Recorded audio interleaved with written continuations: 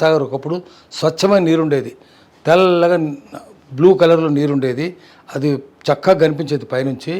ఇప్పుడు నల్లబడిపోయింది. దానికి కారణం ఏంటంటే భయంకరమైన కాలుష్యం వచ్చేసింది. ఎక్కడెక్కడ నుంచి ఆఖరికి కేమైన్ అంటే కూకట్పల్లి నుంచి వచ్చే కూకట్పల్లి కాలువ, దాని నుంచి అన్ని రసాయనాలు వస్తున్నాయి. చివరికి ఫార్మా పొల్యూషన్ వస్తుంది, విష రసాయనాలు వస్తున్నాయి. ఇవన్నీ కాకుండా మన ఇళ్ళ నుంచి వచ్చే చెత్తా చెదారం అదేం పెద్ద సమస్య కాదు, అది బయలాజికల్ ఆక్సిజన్ డిమాండ్. కానీ కెమికల్ ఆక్సిజన్ డిమాండ్ వస్తుంది, అది చాలా భయంకరమైంది. దానివల్ల చాలా పొల్యూషన్ అవుద్ది. దాంట్లో చేపలు బతుకుతలేవు, తాబేలు బతుకుతలేవు, చచ్చిపోతున్నాయి. ఆ పొల్యూషన్ ఇంత భయంకరమైనది కాపాడుకోకపోతే మనకు ప్రమాదం ఉంటుంది. హైదరాబాద్ సిటీకి ఒక్కసారి హుస్సేన్ సాగర్ రోడ్డుకు పోదాం. పూర్వం అంతా వాహ్యాలకు వచ్చేవాళ్ళు, ప్రేమ జంటలు వచ్చేవాళ్ళు. ఇప్పుడు అక్కడికి పోతే కంపు వాసన ఉంది. సెక్రటరీ దాకా లోపల కూర్చుంటే లోపల కూడా కంపు వాసన వస్తున్నది. హుస్సేన్ షా వలీ తవ్వించిన చెరువు అది. ఇబ్రాహీం కూలీ అల్లుడు ఆయన, ఇబ్రాహీం కూలీ తవ్వించినాడు.